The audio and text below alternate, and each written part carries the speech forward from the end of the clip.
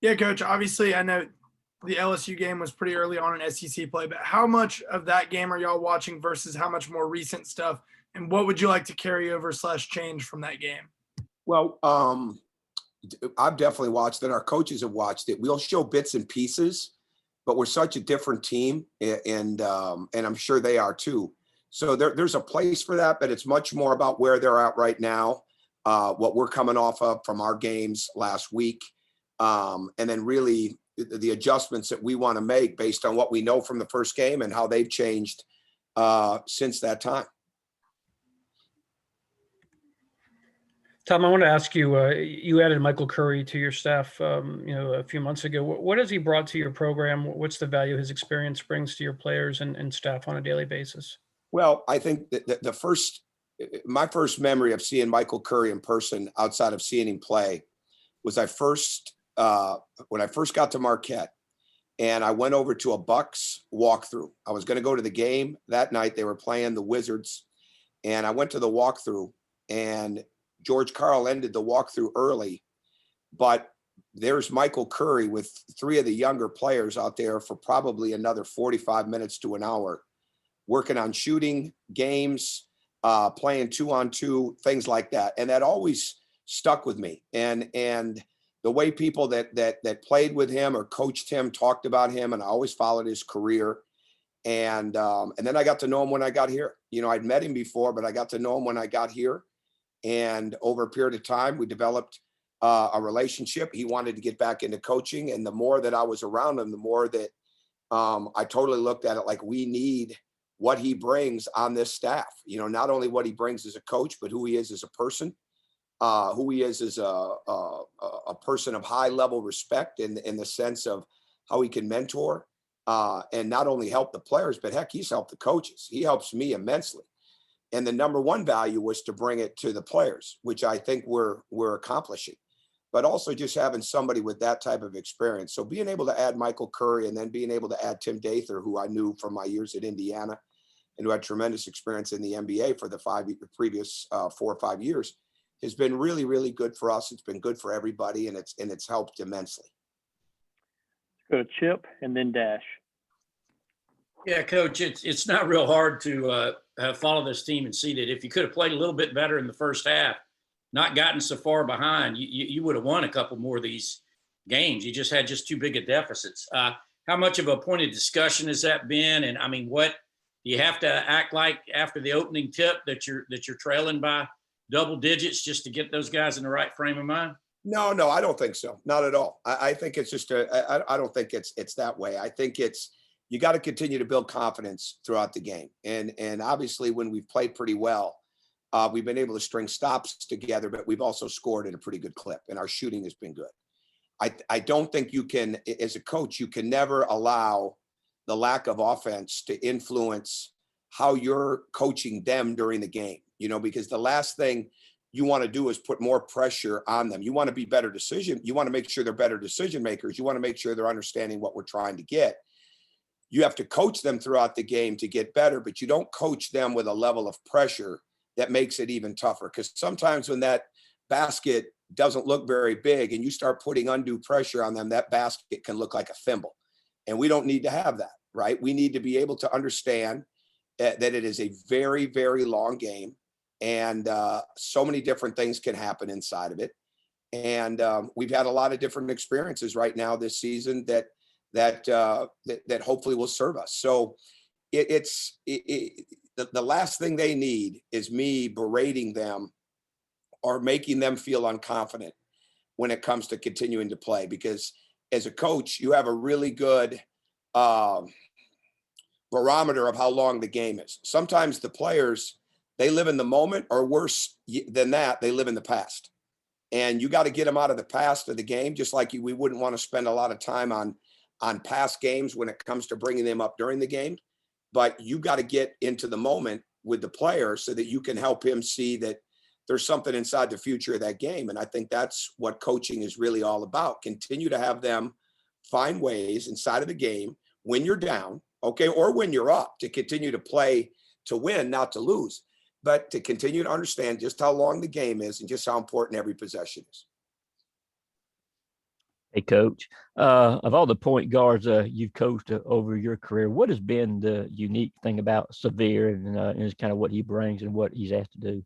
Well, Severe is going to be in that. He's going to be in that conversation. There's no doubt about it. I mean, he's young, but Severe is fantastic, and he's getting better and better. And he's improved immensely since he's been here. He's improved immensely since the season started, really since league play started. So I love what he's growing into.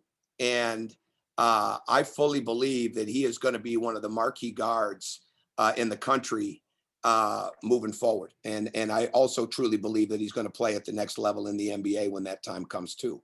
And now, is there a lot of things that have to happen between now and then? Absolutely. But that's the way it is with all players. They've got to continue to get better. But his attitude and desire to improve, the way he's growing as a leader, the way he's grown defensively, his ability to play with speed, to find people. He's an improving shooter and scorer all the time.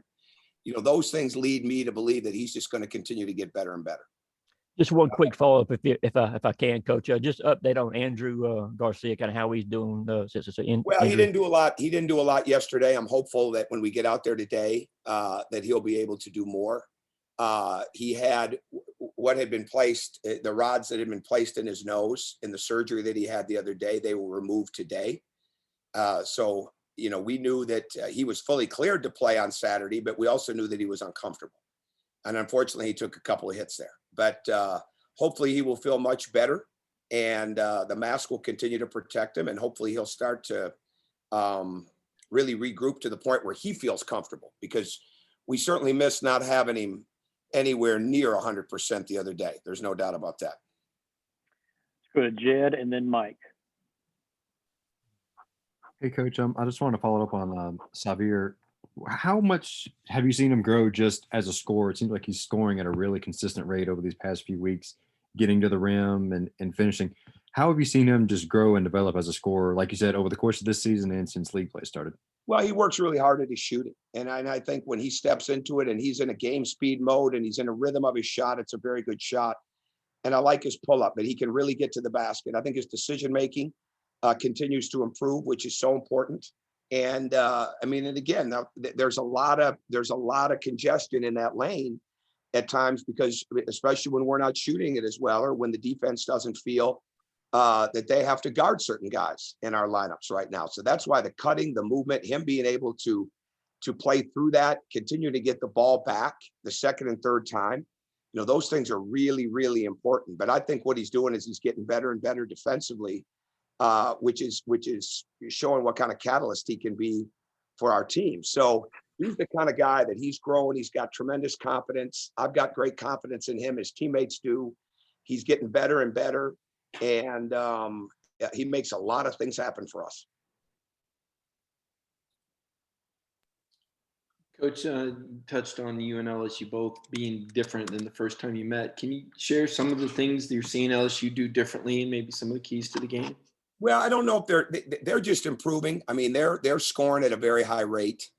You know, they're far more than the four leading scorers. They're far more than that. I mean, everybody they put in understands their role, and it may be to be in that alley underneath the basket, maybe be spaced to the 3-point line, it may be to be in a cutting situation. But you can't forget about the other guys outside of Dave, Smart, Thomas, and Watford, because of the way they'll offensive rebound the ball. So I think those guys are gaining confidence. I think the way Javonte Smart is shooting the ball is really effective. When they win, Darius Days plays extremely well, and he can make threes. He's a very good pick and pop, catch and shoot shooter. He can get to the basket. He can rebound. Trendon continues to be able to do things with the ball as well as score. He can find people. He can make passes, and they're doing a great job of getting to the foul line. And a lot of that is led by Cam Thomas, and it's led by Trendon Watford. So when you're playing that team, you've got to do a really, really good job of starting with your transition. You've got to understand the strengths of those main guys. You've got to do everything you can do to keep them off the foul line. All right. And then you've got to really make them work defensively, because they can really load up with their length and their strength. And the fact that Days, Watford, and Smart have been together for some time now, they can really load up, and they can make it really hard for you in the paint. So you've got to do a great job of making sure that you continue to space the floor. Coach, our final two questions will come from Davis and then Lance. Hey, Coach, you guys are 11-3 this year at home, one of the best records in the conference. Has there been an importance on protecting home court even in a pandemic year? And what's led you guys to be so comfortable? Well, there always is. You always want to protect the home court. And especially in a year like this where you don't have that extra adrenaline rush like we've had the last couple of years from a sellout crowd. We don't have that this year, right? So you've got to do even more as a team to make sure that you're efficient, that your bench energy is really, really good. And that's what it is. And then hopefully that you build the confidence at home to go out on the road and know that when you go on the road, it's different than what it's been in years past. So it's really hard to judge this year based on anything else because there's really, as you know, there's never been anything like it. And so you just got to do the very best that you can. Hey, Coach, I'm looking back at the stats. Last time you guys played them, they nearly had about 19 steals. Is there a better plan for this game, protecting the ball and just trying to limit those turnovers and such? Yeah, I hope we do. Yeah, I don't think our plan was ever to give them 19 steals, but we definitely, I don't have the stat sheet in front of me to look at the comparison on it, but you're right. That's too many. That's too many turnovers. We had numerous chances to win that game and even came down to the final possession with a chance to win it. So even with all the mistakes made and turnovers, we were still right there. And we've got to do a better job this game, certainly, of protecting the basketball. Coach Crean, thank you for your time and good luck in tomorrow's game. Thank you very much. Bye-bye.